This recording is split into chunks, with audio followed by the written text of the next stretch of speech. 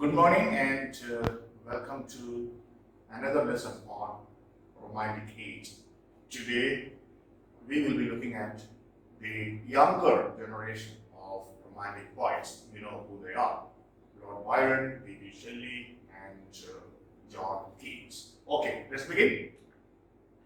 Lord Byron, he is actually known for his revolutionary spirit, his iconoclasm, going against the established conventions and traditions of his time. Okay, and he even his revolutionary spirit was so intense that he went to Greece to fight for the freedom of the people of Greece, and there he is known as a national hero. Okay. Major works of Lord Byron: Hours of Idleness. This first volume of poems was a juvenile attempt, okay, quite not very mature kind of poems you find there in this collection, but this was the first step. That's why juvenile effort. Child Heroes Pilgrimage. This is a very important poem of Lord Byron, written in 4 cantos. Child Harold, some critics say, to some extent, is Lord Byron himself. Byron took a tour of Europe, and he visited many places, many people, many cultures, customs, politics, etc. And when he returned, he wrote this famous poem in 4 cantos, 4 sections, and it expresses the poet's disillusionment and melancholy with the life of his time, the exploitation, the suppression of the poor. All these really upset Byron, and the result was his famous poem. Okay, he shows here the disparity between romantic ideals and the realities of this world. As I have said, many consider this as a kind of his autobiography. Byron himself can be seen in the person of child Harold. Okay. Next one. This was inspired by Edmund Spenser's The Fairy Queen, and he uses the stanza form of Spenser. You know what it is. With this poem, he became a great literary celebrity, not only in England, in Europe. Another short lyric is: she walks in beauty at a party. Byron meets a lady who comes dressed in a particular combination of color, and that impresses him, and he goes back and writes a poem in praise of her beauty. And of course, she was the wife of Byron's cousin. Okay. To Thaisa, this is a beautiful lyric, and there are 3 Thaisa poems. This is one. It depicts the speaker's perception of bereavement, how one feels when one loses someone dear in this world. So the bereavement is the central theme of all these three Thaisa poems. Okay. Thaisa is a real person who was alleged to be Byron's friend, John Eggleston, a Cambridge University chorister, means one who sings on a choir. So not a woman, but a male friend. Such questions may not be asked at your entrance level, but you can expect this type of questions for your NET or JRF. And as I have said, you are preparing for not only for your entrance, but actually for your NET or JRF. Because I know you are already there in the university. When you are in your first semester, PG, second semester, third, fourth, you can take JRF NET exams. So by the time you complete your MA, I'm sure you will have got either your JRF or at least your NET. That should be your aim. Okay. When we two parted, it's a short lyric about lost love. These are all beautiful lyrics you can read. This is all about people getting involved in a deep relationship and then, unfortunately, owing to certain uncontrollable circumstances, they may have to get parted. And that is the theme of this poem as well. It deals with the situation and with emotions to which most of us can actually relate. We all have, and I mean, parting may not be always between two lovers. It can be between two, maybe between brothers and sisters and parents, whatever. So parting is always painful. The Prisoner of Children. This is about Francois Bonnivard, a Genoese monk from Geneva, a monk who was a champion of liberty, individual freedom, and he fought against tyranny and was imprisoned for about 5-6 years. So, and he was chained in his legs. And later on, I think Byron visited this prison, and he was moved. It was said that the marks of his foot were there, the way he walked, no? With chains on his legs. And Byron was moved, and he celebrated that man's spirit of freedom, that champion's spirit of freedom in this famous poem, The Prisoner of Children. Don Juan, in 16 cantos, 16 sections, it ranks as one of the greatest of satirical poems. It's a satire on the contemporary society of Byron's time, and he doesn't spare anyone. It is a kind of picturesque novel cast into words. It's a very long one. Now, when it was published, it was denounced as immoral, vile, wicked, indecent, and he was actually criticized from different parties. In it, Byron expresses the wrath that consumes him, and all the human race comes under criticism, severe, vitriolic criticism. Okay. Other notable points of Byron are the following. They are Turkish tales. First of all, the Gyre. Gyre in Turkish language means infidel, and in Arabic it means kafir. Now, the stories of a female slave, Leila, who loves the Gyre, who is not a Muslim, but then she is in the harem of Hassan, her master. But one night they elope, and discovering that Leila had an affair with the Gyre, Leila is killed. She is wrapped in a sack and thrown into the sea. That was how women were punished for committing adultery those days. That was Turkish tradition. And discovering the tragic death of Leila, the Gyre takes revenge and he kills Hassan. That is the, I think, content of the poem. Okay. The Bride of Abydos. It is a tragic story of Zuleika and Selim. If you want, please, you can just at least look at the summary. Then the Corsair. It is a story of Conrad the Corsair and Gulnair, a slave girl, their love affair, and how they finally end up. Okay, they actually do not get married at the end of the poem. Lara, it is the story of Count Lara and his page, means his servant, Khalid, who is actually a woman in disguise. That is a very interesting story. The Siege of Corinth.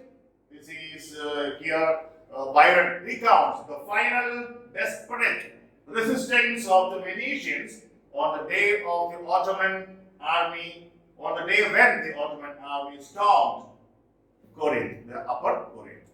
Okay? The tragic end of this siege is the subject matter of the poem.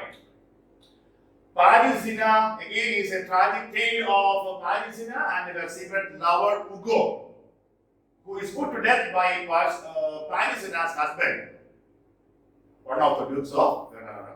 That is the tragic story of Parisina because she was found guilty of an illicit affair with the bastard son of Niccolo III. Okay, that is Hugo. There are slight changes in names, but it is based on a real story. Apart from Byron's deep satirical poem Don Juan, there are some other satires like The Vision of Judgment. It is a fine political satire directed mainly against Robert Southey. Now, Robert Southey, William Wordsworth, and Coleridge, they were called Lake Poets, okay, because they lived in the district of the Lake District in England. That's why they are called Lake Poets. That's important. These are the three. Beppo. It tells the story of a Venetian lady, Laura, whose husband, Beppo, was thought to have been lost at sea, but later on, at a gathering, he appears and they are very happy and they get reunited. This is the briefest summary, please. Byron's blank verse tragic drama, Sigurd, Manfred, very important. Okay, a nobleman who lives on the Alps, and it is about his tragic life. He is driven by guilt associated with some events during his married life. Now his wife is dead, but he feels haunted and he cannot find any consolation, and finally he has a tragic end. Then Marina Faliero, that is about an Italian duke and his tragic death. The two Foscari, the father and the son, both died at the end of the poem. Sorry, at the end of the language tragedy here, drama. And then Cain, that is based on the biblical story of Abel and Cain, and this is narrated from the point of view of or from the perspective of Cain, not from the perspective of Abel or us. Okay. Then the deformed transformed. This is about a character, Arnold, who is physically deformed, and how he through his determination and willpower overcomes that deformity, and even he is able to marry his beloved. Okay, that is the subject matter of this drama. Who is a Byronic hero? A Byronic hero is someone who believes in personal freedom, individual freedom, champion of liberty, and goes against almost all the established conventions and traditions. That's all about. They rebel against conventional modes of behavior and thought, and possess personalities that are not traditionally heroic. Okay.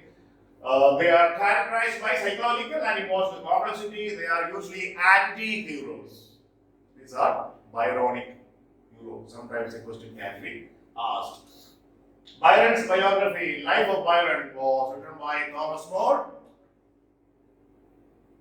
Now we come to Shelley. Very quickly we can go over. I am just going over the most important works of these poets.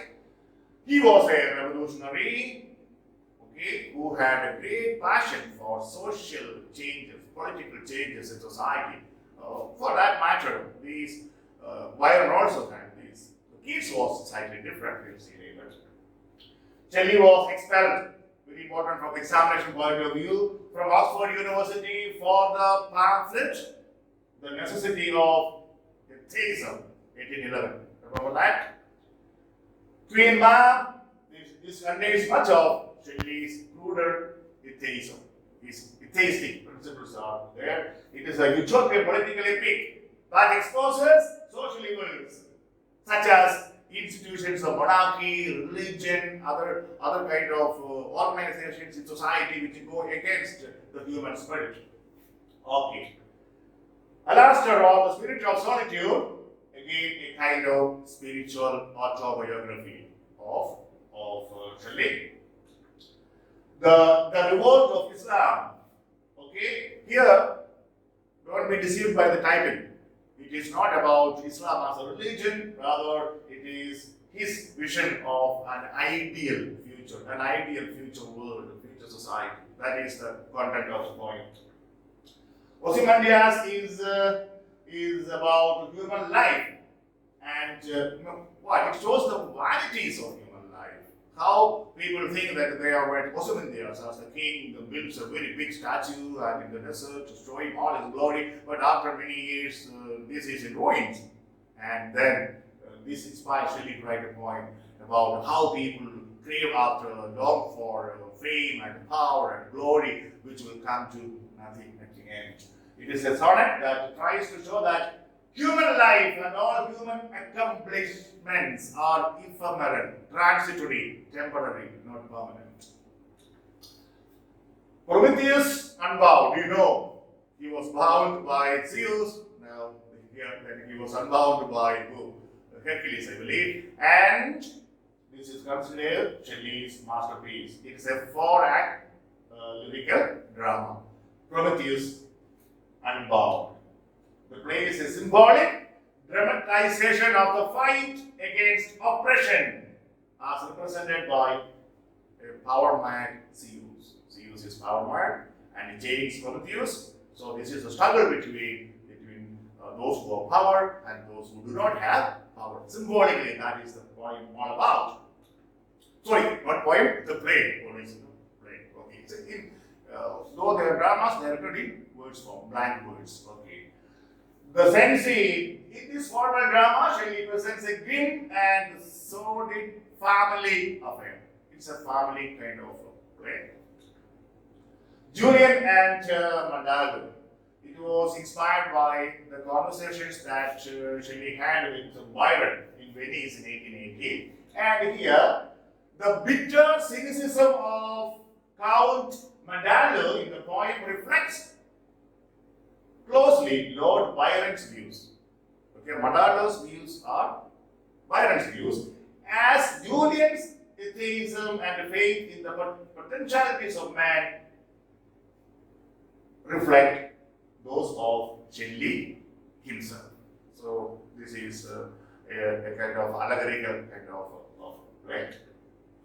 The Mask of Anarchy. It was inspired by the news of the massacre of Peterloo. What was the massacre of Peterloo? It took place at St. Peter's Field, Manchester, Lancashire, London, on August 16, 1819. Some 60,000 people were protesting there for more parliamentary freedom and privileges, and then the cavalry just ran into the 60,000 people, and 18 were killed on the spot. So this inspired Shelley to write this famous drama, The Mask of Anarchy. It was inspired by this event. Shelley expresses revolutionary political views and is very severe on Lord Castlereagh, who was an Anglo-Irish statesman who was probably behind this. The Witch of Atlas. The plot of this poem revolves around the travels and adventures of a mysterious and a mythical witch who lives in a cave on Atlas Mountain. This poem. Epipsychidion. Epipsychidion, the title is in Greek, that in English means concerning a little soul. Epipsychidion. It is a love lyric written for Emilia Viviani, whom Shelley met while she was imprisoned by her family. So he glorifies her. Adonais. This is very important from the examination point of view. Adonais is a lament for the death of John Keats. Okay, remember that. This is important for exam. To a skylark, here skylark is a metaphor for poetic expression. Skylark, the bird skylark sings and flies, soars higher and higher and higher. So the song of the skylark is a metaphor for poetic expression. The cloud, another wonderful lyric like To a Skylark, again metaphor for the unending cycle of nature. Natural beauty, immortality, and joy are the major themes of this poem. Okay. Ode to the West Wind, a very remarkable, maybe the best ode of Shelley. It is the most remarkable one in this ode, the power of nature is compared to that of poetry. The west wind, the strong west wind, brings about havoc on the sea, on land, in the air.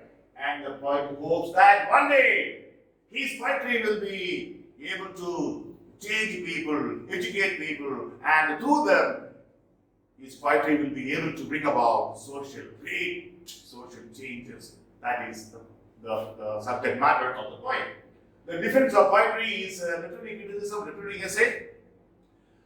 This is, of course, a strong exposition of the romantic point of view. And here, Shelley argues that the poets have a grasp of divine truth. And therefore, whatever the poets say must be accepted because only they have a grasp of the divine truth.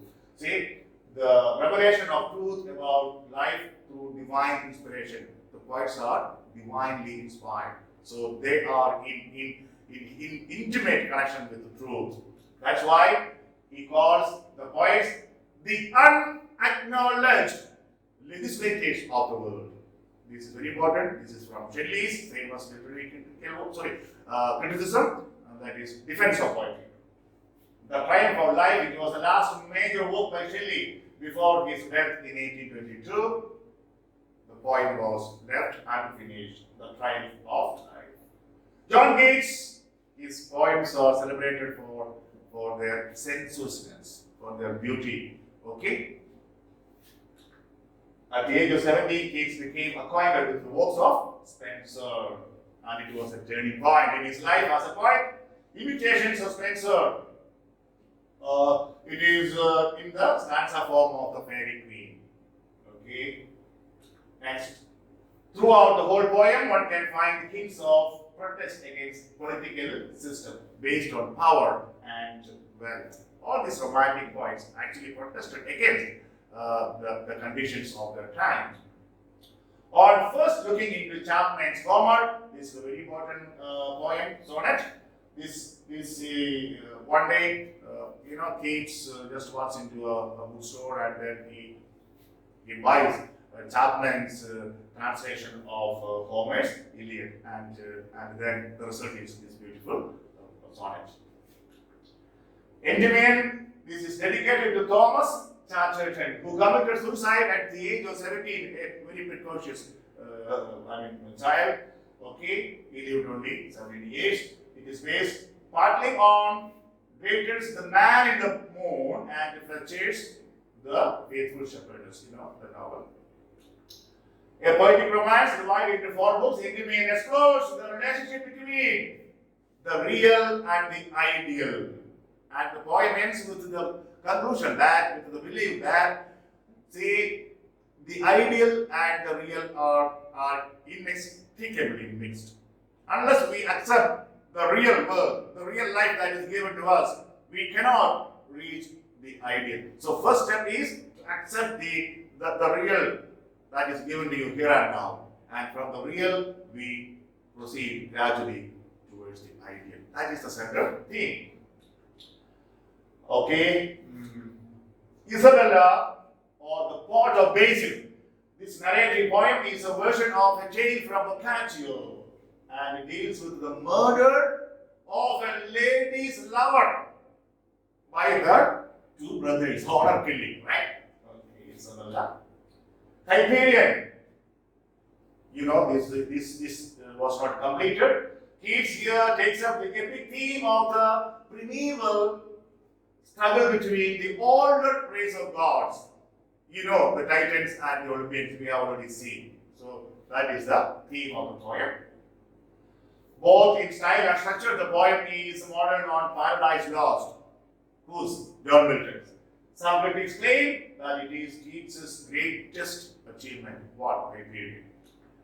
The Eve of St. Agnes is a tale of elopement of 2 lovers. You can write that. Okay. Now, many regard this poem as Keats's finest narrative poem. It's a narrative poem. Okay. It's interesting to read. The characters are Porphyro and Madeline and Angela. These 3 characters appear in this poem. Lamia, this is a story taken from Robert Burton's The Anatomy of Melancholy. The poem tells of a beautiful enchantress, Lamia. The fall of Hyperion. It is a refashioning of Keats's unfinished epic Hyperion. It's a refashioning. Keats composed the fall of Hyperion by revoking, expanding, and personally narrating lines from his earlier fragmented epic poem Hyperion. La Belle de Sans Merci. Okay, what does it mean? A lady without love, a lady without mercy. It tells the tragic story of a knight who has fallen in love with the lady, but finally abandoned by the lady. That is why La Belle de Sans Merci, a lady without mercy. Otho the Great, it is a drama by Keats. Now, famous odes of Keats, very quickly we go over. Ode to Nightingale, this poem contrasts the ideal with the real. No, the Nightingale sings, and the poet believes that the world of the Nightingale is extremely serene, peaceful, happy one. But the world where the human beings live is really full of miseries and sufferings. So the ideal is the song of the Nightingale, and the real is the real world. So the disparity is drawn here again. Ode on Negation Urn, a very famous ode, which tries to show the permanence of art against the impermanence of all other things. Art is permanent, always permanent. That is the thesis here in the poem. Ode to Psyche. This is based on the story of Cupid and Psyche in Greek mythology, and the poem glorifies the undying love of Psyche for Cupid, and perhaps Keats's love for Fanny Brown. You can read his biography and find out who Fanny Brown was, his beloved lover. But when Keats was suffering from tuberculosis and he knew that he would die, I think their engagement was broken off, and that really hurt Keats until his death. Okay, that's in this poem. Psyche is an ideal woman who achieves the status of immortal goddess through her love for Cupid. Because she is a newcomer to the abode of gods and goddesses, no one has erected a temple in her name. So, Keats decides he will build a temple to Psyche in his mind and act as her priest. This is Ode to Psyche. Ode on Melancholy.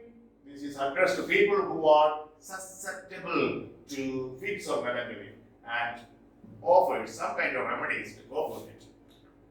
Ode to Autumn. This is not for its sensuousness. Even if you read the poem in the season of winter, you feel that you are in the season of autumn. That is the beauty of this poem. Ode on Indolence. It is the theme of the poem is the pleasure of indolence, of doing nothing. Oh, most of us enjoy that, right? The pleasure of not doing anything.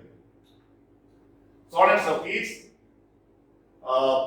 Of his 61 sonnets, some 10 including on first looking into Chapman's Homer, when I have 3 years that I may cease to be. That is sonnet written just before his death.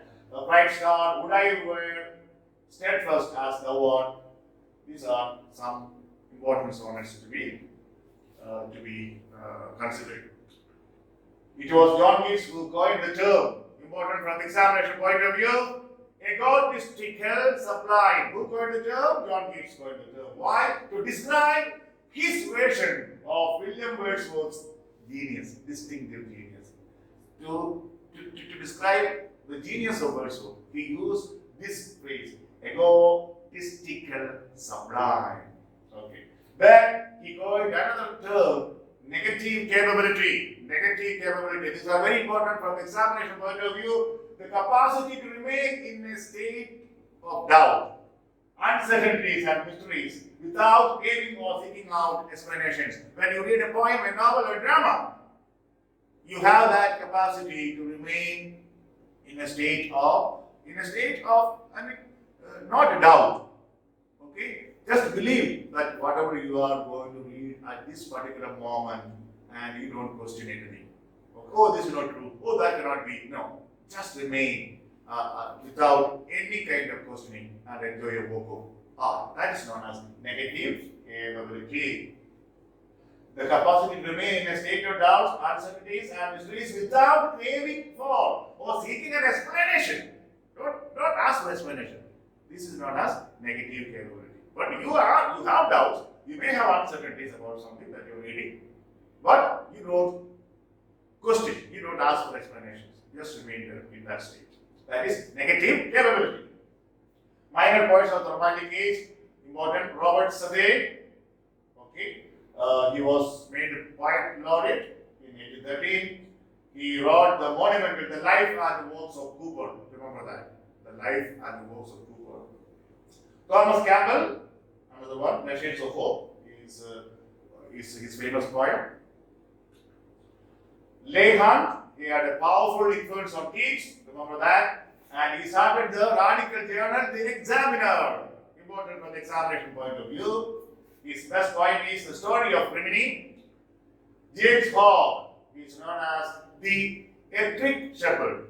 Just remember, from the examination point of view, may not be for entrance, but for NET and JRF, you can expect such kind of questions. Ettrick Shepherd means, why? He was born of a shepherd's family in the valley of the Ettrick. Okay. Ebenezer Elliott, he was known as the Corn Law Rhymer. Okay, there was corn law, the corn, issues associated with corn law, so he wrote a lot of poems about that. Ebenezer Elliott. Remember, who is known as Corn Law Rhymer? Thomas Good, his collection of numerous stories, whims and oddities. Then John Clare, he was a true peasant poet. Remember that John Clare is known as a peasant poet, and his collection of poems descriptive of rural life and scenery was much praised. His collection of poems, of his music there, please excuse me. James Smith and Horace Smith. These two brothers produced Rejected Addresses, which was one of the hits of the period. Remember this, Rejected Addresses, created by James Smith and Horace Smith, two brothers. The book is important. It is a book of parodies. It contains 21 good-natured passages of contemporary authors. Okay, that's all. Now, famous opening line, Call Me Ishmael. The novel of Herman Melville, Moby Dick, begins with this line, Call Me Ishmael. Okay, that's all. I think I have gone a bit fast, or faster than usual, because we have to cover the major important writers and their works in the coming 2 months. So, what you need to know at this stage, and even for your NET and JRF, is the important writers of each period and their celebrated works. Okay, and for NET and JRF, they may sometimes even ask who published a particular works of a writer. Rarely they ask such questions as well. So NET and JRF will be tougher. Entrance will be much easier than NET or JRF. Anyway, we are preparing for both. Keep that in mind. Take down notes and add whatever pieces of information you have on your own. Take care. Bye.